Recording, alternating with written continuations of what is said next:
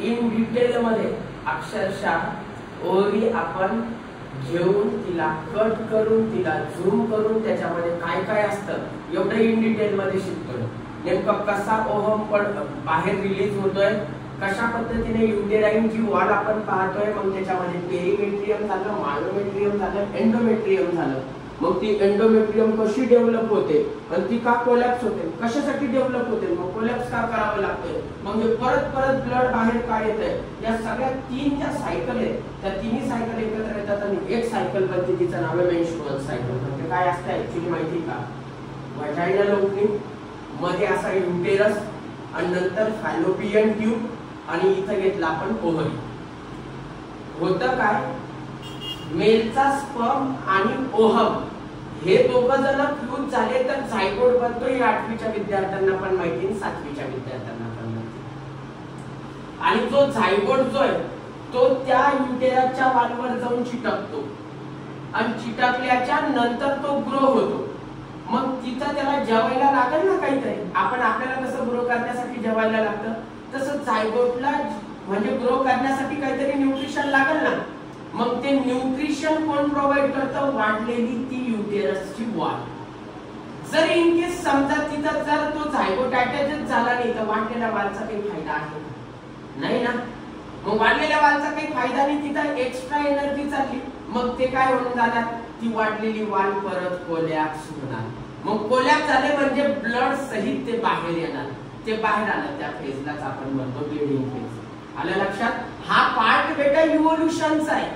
मग तो असं काहीतरी फिमेल मध्ये वेगळे असं काही नाही, त्याला घाबरण्यासारखं दुसरं काही नाही.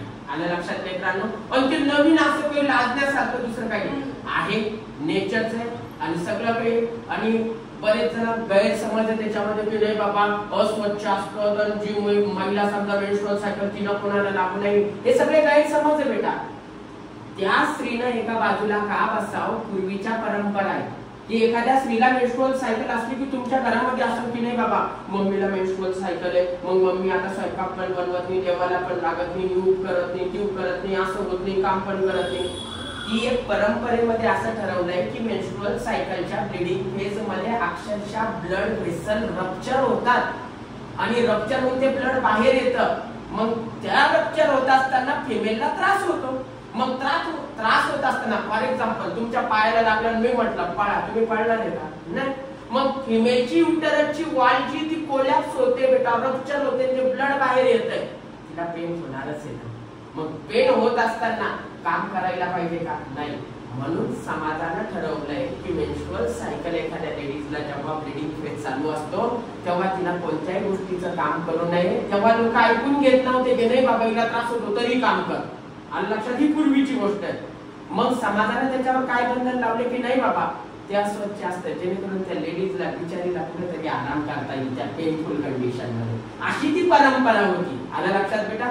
मग काही लोकांनी त्याला वेगळेच मार्ग दिले, तो झाला काही समज. पण त्याच्या पाठीमागचा समज असा आहे की लेडीजला बेटा म्हणजे तिथं याला सगळ्या ठिकाणी हात लावू शकते, काही अडचण नाही. पण तसा गैरसमज का पसरवला, त्या लेडीजला त्या काळामध्ये काय आराम भेटला पाहिजे. कारण की बेटा तुम्ही एक विचार करा, आपलं जर हे स्किनला जर कट झालं त्रास होतो ना बेटा, अरे मग युटेरस कट होऊन बाहेर पडते, युटेरसची एंडोमेट्रियम नावाची वॉल ती कोलॅप्स होते आणि ती बाहेर येते, मग त्रास होणारच झाला ना बेटा. पोटामध्ये क्रॅम्प येणार झाले. काही जणांना बेटा म्हणजे लाईफस्टाईल चांगली नसल्यामुळे खूप जास्त त्रास होतो, किंवा तुम्ही जेवण चांगलं न केल्यामुळे खूप जास्त त्रास होतो.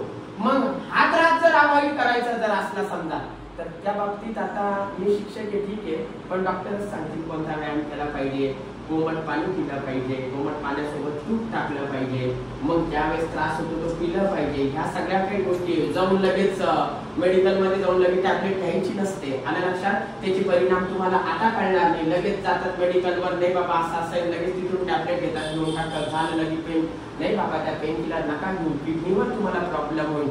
त्यापेक्षा तुम्हाला सोपा मार्ग आहे, कोमट पाणी घ्यायचं, त्याच्यामध्ये तूप टाकायचं, प्यायचं लेकरांनो. त्याच्यामुळे काय होतं बेटा, थोडंसं रिलॅक्स होत आहे. आलं लक्षात. एक्सरसाइज करायचा प्रॉपर. आता ते काय करायचं ते मॅडम तुम्हाला जास्त सांगतील, मी जास्त करून मारत नाही.